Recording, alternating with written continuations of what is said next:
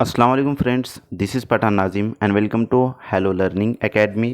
Friends, आज के इस सेशन में हम महा टीटी जो कि 2024 को कंडक्ट करवाया जाएगा, इसी को मद्देनज़र रखते हुए इंग्लिश ग्रामर की क्लास आज इस सेशन में हम लेने वाले हैं। उसके कुछ पॉइंट्स जो तो हम देखेंगे। कंप्लीट इंग्लिश ग्रामर आपको महा टीटी के लिए हेलो लर्निंग यूट्यूब चैनल पर करवाया जाएगा। तो फ्रेंड्स, अगर आप चैनल पर नए हो और आपका पेपर फर्स्ट या फिर पेपर सेकंड में आपने इंग्लिश सब्जेक्ट चॉइस किया है, लैंग्वेज इंग्लिश जो है तो आपने लिया है, तो फ्रेंड्स ये वीडियो आप ही के लिए है। तो दोस्तों, यहाँ पर आपको मुकम्मल इंग्लिश ग्रामर की जो क्लासेस रहेंगी वो प्रोवाइड की जाएंगी। ये आज की हमारी फर्स्ट क्लास है। तो फ्रेंड्स, वक्त को ज़ाया ना करते हुए, क्योंकि बहुत ही कम वक्त हमारे पास बचा हुआ है, वक्त को ज़ाया ना करते हुए हम सेशन की तरफ चलते हैं, टॉपिक की तरफ चलते हैं। उससे पहले अगर आप चैनल पर नए हो तो चैनल को सब्सक्राइब ज़रूर करें, बेल आइकन को प्रेस करें ताकि आने वाली वीडियो की नोटिफिकेशन आप तक पहुँचे, और अपने फ्रेंड सर्कल में ज़्यादा से ज़्यादा शेयर करें जो महा टीटी या फिर सीटेट दिसंबर 2024 के लिए प्रिपरेशन कर रहे हैं। फ्रेंड्स, वीडियो स्टार्ट करने से पहले मैं आपको बताना चाहता हूं कि आपको सीडीपी यानी नफ्सियात और उर्दू ग्रामर की कंप्लीट नोट्स दिए जाएंगे और 500 प्लस प्रीवियस ईयर क्वेश्चंस यानी गुज़िश्ता इम्तिहान में पूछे गए सवाल दिए जाएंगे। उसी के साथ साथ आपको गुज़िश्ता इम्तिहानात के सवाल पर्चे भी प्रोवाइड किए जाएंगे और व्हाट्सअप ग्रुप में भी ऐड किया जाएगा। फ्रेंड्स, इसकी फ़ीस 99 रुपीज़ है। जो भी इंटरेस्टेड स्टूडेंट्स है इस नंबर पर कॉन्टैक्ट कीजिए और कोर्स को ज्वाइन कीजिए। तो चलते हम टॉपिक की तरफ। फ्रेंड्स, महा टीटी 2024 के लिए इंग्लिश की क्लासेस जो तो हम इंग्लिश की ग्रामर की क्लासेस आज इसमें हम देखने वाले हैं। आर्टिकल यानी ए, एन और दी का इस्तेमाल। तो फ्रेंड्स, सबसे पहले हम use of a and an किस तरीके से करते हैं वो देखने वाले हैं। तो दोस्तों, यहाँ पर ए, एन और दी को अंग्रेज़ी में आर्टिकल कहते हैं। ए और एन का इस्तेमाल गैर मुअय्यन चीज़ के लिए होता है और उसको इंडिफिनिट आर्टिकल यानी हुर्फ तनकीर कहते हैं।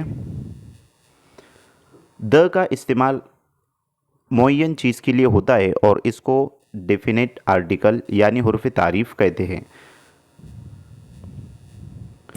वो लफ्ज़ जिसकी इब्तिदा हुर्फ सही यानी कॉन्सोनेंट से हो और उसकी आवाज़ भी हुर्फ सही की हो तो एक का मायनी देने के लिए ए का इस्तेमाल किया जाता है। जैसे for example a book. Next है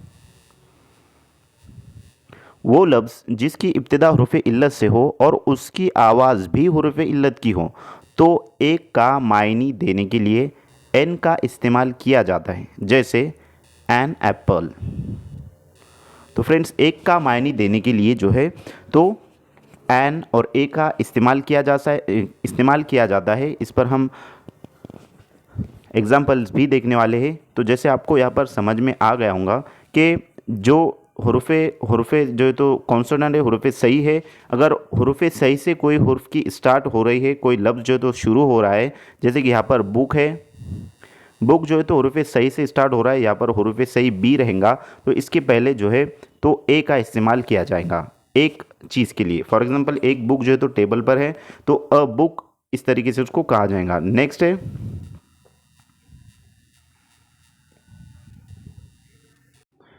जैसे कि यहाँ पर वो लफ्ज़ जिसकी इब्तिदा हुर्फ इल्लत। अब हुर्फ इल्लत यानी जिसको वॉवेल्स कहते हैं और अंग्रेज़ी में 3 वॉवेल्स होते हैं। 5 वॉवेल्स होते हैं, ए, ई, आई, ओ और यू, इस तरीके से। अब ये 5 वॉवेल्स में से जो जैसा भी लफ्ज़ रहेगा, अगर उसकी लफ्ज़ की शुरुआत इन पाँचों में से किसी एक से हो रही है तो उसके सामने एन का इस्तेमाल किया जाएगा। इस तरीके से बतलाया गया है। फॉर एग्ज़ाम्पल, यहाँ पर एन एप्पल, क्योंकि एप्पल की शुरुआत यहाँ पर ए से हो रही है और ए यहाँ पर वॉवेल से, इस वास्ते एन का इस्तेमाल किया जाएगा। नेक्स्ट है वो लफ्ज़ जिसकी इब्तिदा हुर्फ इल्लत से हो लेकिन इसकी आवाज़ हुर्फ सही की हो तो एक का मायनी देने के लिए ए का इस्तेमाल किया जाता है। जैसे अ यूनिवर्सिटी। तो इस तरीके से। नेक्स्ट है वो लफ्ज़ जिसकी इब्तिदा हुर्फ सही से हो लेकिन उसकी आवाज़ हुर्फ इल्लत की हो तो एक का मायनी देने के लिए एन का इस्तेमाल किया जाता है। जैसे एन ऑनेस्ट। तो फ्रेंड्स यहाँ पर इसका जो शुरुआत है एच से हो रही है, हुरूफ सही से हो रही है, लेकिन इसकी आवाज़ हुरूफ इल्लत की है। जैसे कि हॉनेस्ट, ऑनेस्ट में एच जो तो साइलेंट रहेगा और ऑनेस्ट पढ़ा जाएगा, तो इस तरीके से उसके सामने एन लग जाएगा। नेक्स्ट है एग्जाम्पल्स हम चेक करेंगे, जैसे कि एक कुल्हाड़ी यानी कि एन एक्स। तो अब यहाँ पर एन का इस्तेमाल हुआ है क्योंकि यहाँ पर जो लफ्ज़ की स्टार्टिंग है, शुरुआत है, वो ए से हो रही है, हुरूफ सही से हो रही है। नेक्स्ट मिसाल है कि एक किताब यानी अ बुक। अब अ बुक के अंदर बुक जो है तो उसकी स्टार्टिंग हुरूफ सही से हो रही है जो कि बी है, और उसके आगे ए का इस्तेमाल होगा। और उसी तरीके से अ पेन, इस तरीके से use of a and an. तो ये कुछ एग्जाम्पल्स आपको यहाँ पर नज़र आ रहे हैं। तो यहाँ पर फ्रेंड्स एन एप्पल, उसके बाद एन इग, उसके बाद एन ऑरेंज।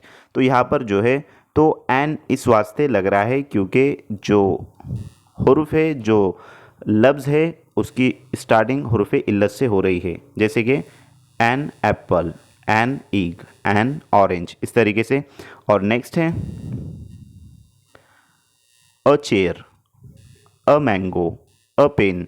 तो यहाँ पर हुरूफ की जो जुमला जो है उसका जो हुरूफ स्टार्ट हो रहा है तो वो हुरूफ सही से जो है तो लफ्ज़ की शुरुआत हो रही है, तो इस वास्ते इसके आगे ए का इस्तेमाल किया जा रहा है। तो फ्रेंड्स यहाँ पर हुरूफ इल्लत और हुरूफ सही को समझना बहुत ही इंपॉर्टेंट होता है और इस पर मबनी क्वेश्चन इंग्लिश में पूछा जाता है। जिस किसी का पेपर फर्स्ट और पेपर सेकंड में सब्जेक्ट जो तो इंग्लिश है यानी कि लैंग्वेज, उन्होंने इंग्लिश लिया है, उनके लिए बहुत ही इंपॉर्टेंट टॉपिक है क्योंकि फ्रेंड्स 25 से जो है तो 25 अबव और 25 के यानी कि मार्क का ग्रामर इसके अंदर पूछा जाता है।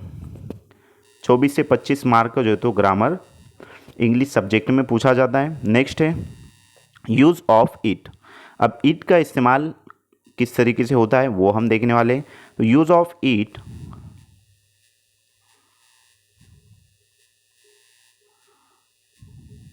इट इज़ अ ट्री, ये एक दरख्त है।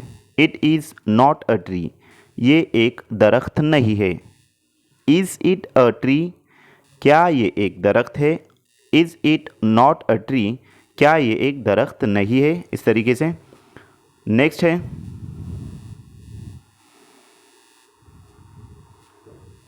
Use of these and that.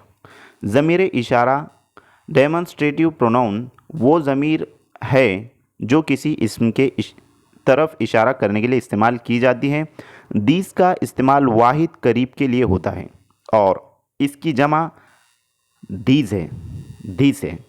Next है दैट का इस्तेमाल वाहिद बईद के लिए होता है और इसकी जमा दोज है। तो फ्रेंड्स ये आपको समझ में आ गया होगा कि किस तरीके से है। दिस इज़ अ बुक, ये एक किताब है। यहाँ पर स्पेलिंग मिस्टेक है। नेक्स्ट है this is not a book, ये एक किताब नहीं है। इज़ दिस अ बुक, क्या ये एक किताब है। Is this not a book, क्या ये एक किताब नहीं है। नेक्स्ट है use of this and those. This are keys, ये सब चाबियाँ हैं। दिस आर नॉट कीज़, ये सब चाबियाँ नहीं है। आर दिस कीज़, क्या ये सब चाबियाँ हैं। और लास्ट है आर दीज नॉट कीज़, क्या ये सब चाबियाँ नहीं है।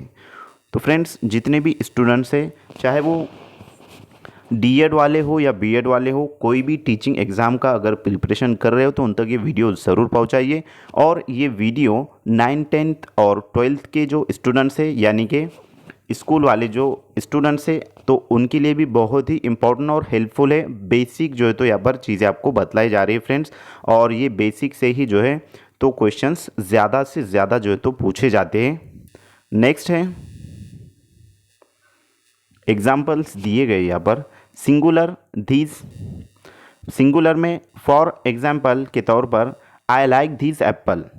तो यहाँ पर आई लाइक दिस एप्पल, तो ये जो है तो करीब में है एप्पल और सिंगुलर दैट है। For example I like that Apple, यानी कि मुझे वो एप्पल पसंद है और मुझे ये एप्पल पसंद है। इस तरीके से इसका मीनिंग होगा कि आई लाइक दिस एप्पल मतलब मुझे ये एप्पल पसंद है, और आई लाइक दैट एप्पल मुझे ये एप्पल पसंद है।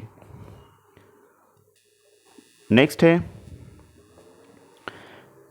धीस एंड दोज, प्लूरल के लिए रहेगा, यानी कि एक से ज़्यादा के लिए, जमा के लिए रहेगा। For example I like these apples, यानी कि मुझे ये एप्पल्स पसंद है, और यहाँ पर फॉर एग्जांपल है दोस्त का, तो आई लाइक दोस एप्पल्स, यानी मुझे ये एप्पल जो है तो पसंद है। इस तरीके से यहाँ पर वो एप्पल रहेगा क्योंकि दूर के लिए है। नेक्स्ट है यूज़ ऑफ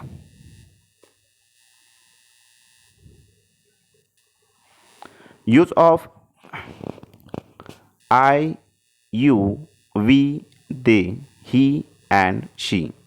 ज़मीर प्रोनाउन वो लफ्ज़ है जो किसी इस्म की जगह इस्तेमाल हो।